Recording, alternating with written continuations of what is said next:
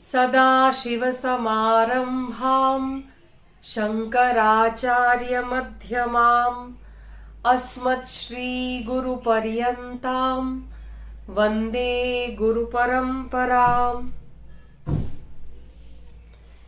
गुरुर्ब्रह्मा गुरुर्विष्णु गुरुर्देवो महेश्वरः गुरुः साक्षात् परब्रह्मा तस्मै श्री गुरवे नमः। तस्मै श्री गुरवे नमः।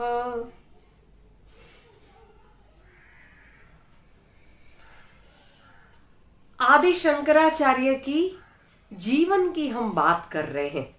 आज ये 7वां एपिसोड है। इसके पहले जो 6 पार्ट है उसमें हमने बात की जैसे उनके माता पिता को कैसे भगवान शिव के आशीर्वाद मिले और बालक के रूप में उन्होंने शंकराचार्य को पाया।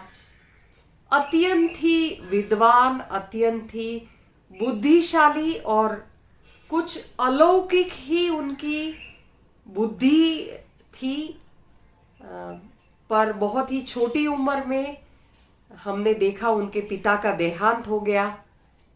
माता आर्यांबा ने बालक शंकराचार्य को उपनयन दिया, उपनयन संस्कार करवाया। फिर कैसे वो गुरुकुल में जाते हैं। गुरुकुल में सिर्फ 3 साल की आयु में उनका उपनयन संस्कार हुआ। 7 साल की उम्र में तो उन्होंने वेदांत का ज्ञान प्राप्त कर लिया। और जब आर्यांबा को, उनकी माता को पता लगता है कि शंकरा की आयुष्य तो सिर्फ 16 साल की ही है, वो सारी मैंने कहानी आगे बताई है कैसे उनकी माता को ये पता लगता है कि शंकराचार्य सिर्फ 16 साल तक ही जीने वाले हैं। और माता एकदम दुखी हो जाती है और शंकराचार्य को गृहस्थी शुरू करने के लिए कहते हैं, बहुत ही आग्रह करते हैं। पर शंकरा को पता था कि उनको संन्यास लेना है, पर माता का अत्यंत ही विरोध था संन्यास के लिए। तब वो कैसी घटनाएं घटित होती है जिसके कारण शंकराचार्य संन्यास लेते हैं। संन्यास लेते हैं और संन्यास लेने के बाद वो माता से आज्ञा लेकर अपना घर छोड़कर जाते हैं। यहां तक हमने बात की थी ये लास्ट एपिसोड में। अभी आगे बात करेंगे कैसे उनको उनके गुरु मिलते हैं, उनका आगे कैसे उनके शिष्य मिलते हैं। वो सारी बहुत रोचक कहानियां हैं और शंकराचार्य की जीवनी इतनी सुंदर है, यानी सुनते सुनते भी कहते हैं ना कि कई कई बातें, जैसे भागवत में लिखा हुआ है। भागवत का अगर पहला स्कंद आप देखें तो भागवत का महात्म्य है। तो वैसे शंकराचार्य के बारे में जब हम बात करते हैं तो वो जो उन्होंने एस्टैब्लिश किया अद्वैत वेदांत, जो सनातन धर्म का की उन्होंने पुनः स्थापना की, वो सारा हमारे जीवन में भी उसका आशीर्वाद ऑटोमेटिकली मिलने लगता है। कहते हैं ना कि अगर हमें जीवन में अगर ज्यादा ज्ञान नहीं है, क्योंकि दौड़ भाग का इतना जीवन है हमारा अभी, तो इसके बीच में ये सब ज्ञान प्राप्त करना या स्पेशली उसके लिए समय निकालना थोड़ा सा मुश्किल हो जाता है। पर जब ये सब सुनते हैं, जैसे शंकराचार्य का जीवन और जो जो घटनाएं उनके जीवन में घटित हुई थी, वो अपने आप में ही एक बहुत बड़ा वेदांत है और बहुत बड़ा उपनिषद जैसे जो ज्ञान उन्होंने दिया, पर उन्होंने जीवन भी उसी तरीके का जिया है और एक एक घटनाएं भी ऐसी ही घटित हुई थी उनके जीवन में। तो शंकराचार्य निकलते हैं माता की आज्ञा लेकर, और जैसे मैंने आगे बताया कि माता को उन्होंने वचन भी दिया कि जब माता का आखिरी समय होगा, जब माँ का देहांत होने वाला होगा, तब वो माता के साथ अवश्य रहेंगे। ये माता को वचन देकर शंकराचार्य निकलते हैं अपना सन्यास के मार्ग पर, ब्रह्मचर्य के मार्ग पर। तो शंकराचार्य घर छोड़कर निकले। शंकराचार्य को एक गुरु के बारे में ज्ञात था, गौड़पदाचार्य के बारे में, गौड़पदा। अब वो जाते हैं उनकी खोज में, गौड़पदा की खोज में। महर्षि व्यास और महर्षि व्यास के पुत्र शुकदेव, और शुकदेव के जो शिष्य थे वो गौड़पदाचार्य। जैसे अपनी गुरु परंपरा है, नारायणं पद्मभवं वसिष्ठं शक्तिं च तत्पुत्र पराशरं च व्यासं शुकं गौडपदं महान्तं गोविंद योगीन्द्रमतास्य शिष्यम। तो गौड़पदाचार्य जो थे उनके पास जाते हैं शंकराचार्य, गौड़पदाचार्य को मिलते हैं, गौड़पदा को। तो और नम्र निवेदन करते हैं, नम्र विनती करते हैं कि आप मुझे आपका शिष्य बना दे। तब गौड़पदा कहते हैं शंकराचार्य को, तुम्हारे गुरु मैं नहीं हूं, तुम्हारे गुरु है मेरा जो शिष्य है गोविंद पाद, तुम उनके पास जाओ। वो एक ब्रह्म ज्ञानी है, वो ही तुम्हारे गुरु है। प्रणाम करके शंकराचार्य जाते हैं गोविंद पाद के पास। गोविंद पाद की खोज में निकलते हैं, गुरुदेव की खोज में बढ़ते हैं। नर्मदा नदी के किनारे किनारे किनारे वहां पर एक आश्रम में पहुंचते हैं और पूछते हैं। तब उनको ये ज्ञात होता है कि ये गोविंद पाद गुरुदेव का ही आश्रम है, और इच्छा बताते हैं, इच्छा व्यक्त करते हैं गुरु गोविंद पाद से मिलने के लिए। अब पहले इतना आसान नहीं था अपने गुरु को इतना आसानी से मिलने का। जब गुरु स्वीकार करते हैं शिष्य को अपने शिष्य के रूप में, तभी वो ज्ञान ले सकते हैं और तभी वो उनके गुरु माने जाते हैं। अब देखिए, ये एक प्रश्न यहाँ पर बहुत सबको आता है कि अगर शंकराचार्य, जैसे हमने बहुत सारा आगे के एपिसोड में बात किया कि शंकराचार्य अगर शिव के अंश हैं, शिव का अवतार माने जाते हैं, तो फिर उनको गुरु की जरूरत क्यों? फिर उनको गुरु की खोज में निकलने की क्या जरूरत? क्योंकि वो तो खुद ही ज्ञानी है, खुद ही ब्रह्म ज्ञानी है, और उन्होंने अवतार ही ये सनातन धर्म को प्रस्थापित करने के लिए लिया था, अद्वैत वेदांत को प्रस्थापित करने के लिए लिया है। तो जब ये सब डिसाइडेड है, फिर उनको गुरु की क्या जरूरत है? पर ये देखिए, यही समझने जैसा है कि हमारे शास्त्रों में गुरु का जो स्थान रखा है कि जब तक गुरु आज्ञा नहीं देते हैं, तब तक जो जो अवतार भी हुए उन्होंने भी जो उनका अवतार लेने का जो मकसद था या अवतार लेने का जो उनका उद्देश्य था, उसके लिए भी गुरु की आज्ञा बहुत ही आवश्यक है। देखिए, हमने बात की, हम आगे बात करेंगे ब्रह्मानंद सरस्वती के बारे में।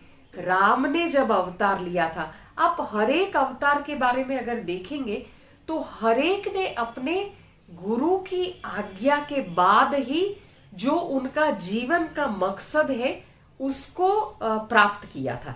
तो इसीलिए शंकराचार्य ने भी गुरु सबसे पहले जब उन्होंने सन्यास लिया, और सन्यास भी जब तक गुरु नहीं देते हैं तब तक वो सन्यास भी सन्यास नहीं कहा जाता है, तब तक वो सन्यासी नहीं माने जाते हैं शास्त्रोक्त तरीके से। हमारे शास्त्रों में कहते हैं कि जब तक गुरु सन्यास नहीं दे, गुरु जब तक सन्यास की विधि नहीं करते हैं तब तक सन्यासी का संस्कार पूरा नहीं होता है। तो पूरी विनम्रता के साथ वो पूछते हैं गोविंद पाद के बारे में, गोविंद पदा के बारे में, और उनको मिलने की इच्छा बताते हैं। तब जो बाकी के शिष्य थे, पूरा आश्रम था उनका, तो बाकी के शिष्य शंकराचार्य को ले जाते हैं। और उन दिनों में जब ये सब, जब उस समय की बात है, उस काल की बात है, जब ये सारा इतना अच्छा इंफ्रास्ट्रक्चर ये सब नहीं हुआ करता था। पूरे जंगल में ये सारे आश्रम रहते थे। तो शिष्य ले जाते हैं एक गुफा के पास। गोविंद पाद एक गुफा में रहते हैं। अब वो गुफा भी ऐसी रहती थी जिसमें सबसे ज्यादा डिस्टरबेंस कम हो। डिस्टरबेंस बहुत सारे तरीके के रहते थे उस समय पर। जैसे अभी का इंफ्रास्ट्रक्चर इतना अच्छा रहता है, आप दरवाजा बंद कर दो, कमरा बंद कर दो, तो बाहर की दुनिया की आवाज सब कुछ आपको डिस्टर्ब नहीं करता है। पर उस समय तो ऐसा कुछ था नहीं। तो ऐसी गुफाएं बनाई जाती थी जिसका दरवाजा तो रहता नहीं था, पूरा उसका प्रवेश द्वार इतना छोटा रहता था कि एक ही आदमी सरक सरक के उसमें अंदर जा पाता था। ये गुफाओं का निर्माण इतना अच्छे तरीके से रहता था कि बाहर की बारिश, ठंड, गर्मी, ये सब की असर अंदर गुफा में नहीं हो, ताकि जो ध्यान, साधना और ये सब आध्यात्मिक जो क्रियाएं हैं उसमें विघ्न ना आए। इसीलिए ऐसी गुफाएं बनी हुई थी। तो शंकराचार्य को ले जाते हैं बाकी के शिष्य गुफा के पास और कहते हैं कि गुरुदेव इसमें साधना कर रहे हैं, गुरुदेव इसमें है। तो देखिए कितनी विनम्रता है। कहते हैं शंकराचार्य सबसे पहले वो गुफा की 3 बार परिक्रमा करते हैं, और 3 बार परिक्रमा करने के बाद वो गुफा का जो प्रवेश द्वार है उसके सामने दंडवत प्रणाम करते हैं और हाथ जोड़कर गुरुदेव की प्रशंसा में उनकी स्तुति गाते हैं। तब शंकराचार्य पूरी विनम्रता के साथ गोविंद पाद की प्रशंसा में कुछ पंक्तियां गाते हैं और उनकी प्रशंसा करते हैं। और वो श्लोक बहुत सुंदर उन्होंने गाया है कि आप महर्षि, आप जो ब्रह्मज्ञानी गौड़पदाचार्य है, आप गौड़पदा के शिष्य है, और गौड़पदा जो शुकदेव जिनके गुरु है, शुकदेव जो वेद व्यास के पुत्र है, ऐसे शुकदेव के जो शिष्य थे गौड़पदा, आप उनके शिष्य हैं। और शंकराचार्य आगे बताते हैं गोविंद पाद के बारे में कि आप तो अवतार है आदिशेष के। आदिशेष यानी जो सांप, जो नाग, जो नारायण ने जिसको धारण किया है। कहते हैं आदिशेषा के 1000 मस्तक थे।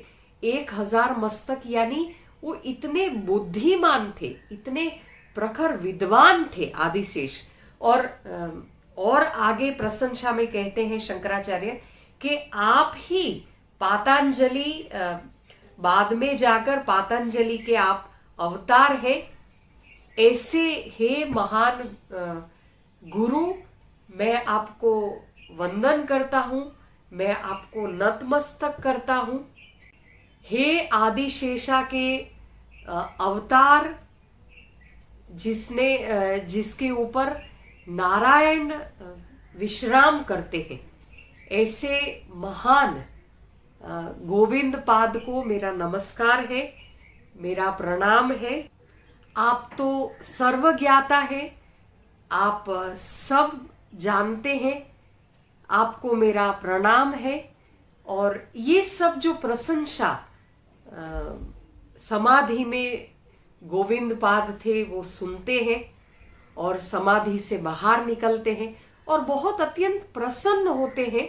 ये सारा जो शंकराचार्य ने उनकी प्रशंसा में गाया उससे, और गुफा में से अंदर से आवाज आती है कि तुम कौन हो। ये आवाज गुफा में से शंकराचार्य सुनते हैं। ये जो प्रश्न शंकराचार्य ने सुना, इसका तुरंत ही इतना सुंदर शंकराचार्य ने जवाब दिया। वो जो जवाब दिया उसके जो श्लोक है उसको निर्वाण षटकम कहते हैं। इसके आगे की कहानी शंकराचार्य के बारे में हम आगे सुनेंगे। आप जरूर ये सुनना। इतना सुंदर उनका जीवन की ये जो कथा है, ये सुनने जैसी कथा है।